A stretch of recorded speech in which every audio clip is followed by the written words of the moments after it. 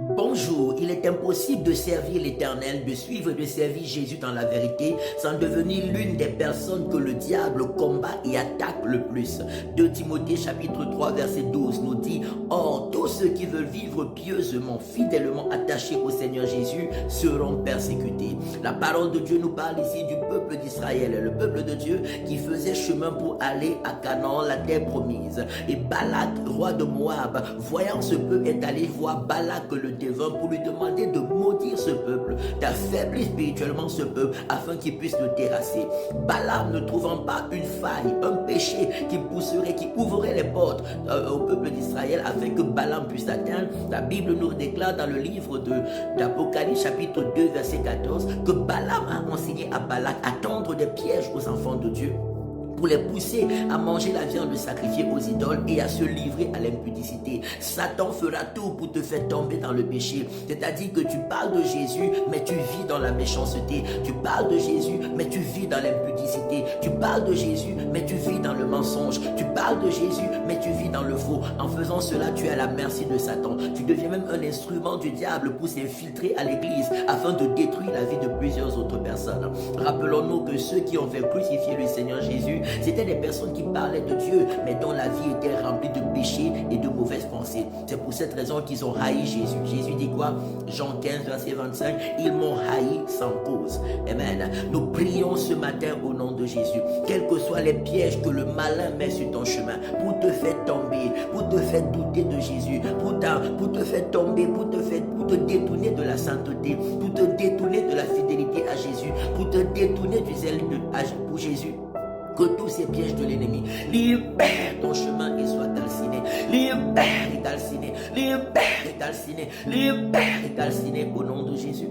Quelles sont les personnes que le malin utilise autour de toi? Quelles sont les intimidations, les influences qu'il utilise autour de toi pour te faire douter de ton zèle pour Jésus, pour t'affaiblir dans ton zèle pour Jésus, pour t'affaiblir dans ta fidélité à Jésus, pour t'affaiblir dans la foi en Jésus? Je prie que tout cela soit exposé et libère ton chemin et ta vie par le feu de Dieu, par le feu de Dieu, par le feu de Dieu au nom de Jésus-Christ de Nazareth.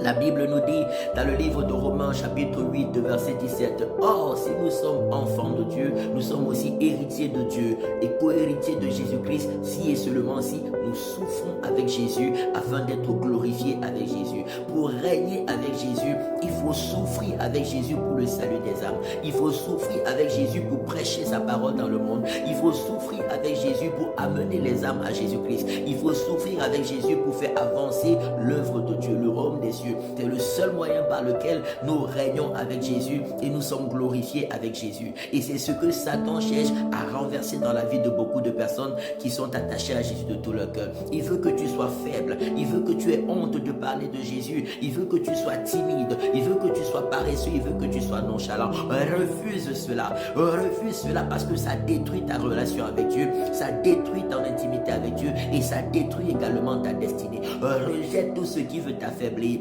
Rejette tout ce qui veut t'intimider. Rejette tout ce qui veut paralyser ton zèle pour Dieu et tes bonnes actions pour la gloire du Seigneur. Je prie que tout cela libère ta vie, libère ton chemin, libère ta vie, libère ton chemin, libère ta vie, libère ton chemin au nom de Jésus-Christ de Nazareth. Je prie que le Seigneur te rende bouillant pour sa gloire. Je prie que l'Éternel te rende ardent pour sa gloire. Qu'un feu nouveau descende fortement dans ta vie et t'amène à être plus zélé dans les voies de Dieu. T'amène à être plus joyeux dans les voies de Dieu. T'amène à être plus heureux, plus heureuse de suivre et de servir fidèlement et avec zèle le Seigneur Jésus. N'oublie pas, chacun récoltera selon ses œuvres. Sers le Seigneur avec passion. Sers le Seigneur avec amour. Reste fidèle à ses principes donnés dans la Bible. Alléluia. Et tu verras et vivras extraordinairement la gloire de Dieu. Quels que soient les combats que tu rencontreras, l'Éternel te donnera toujours la victoire. Amen.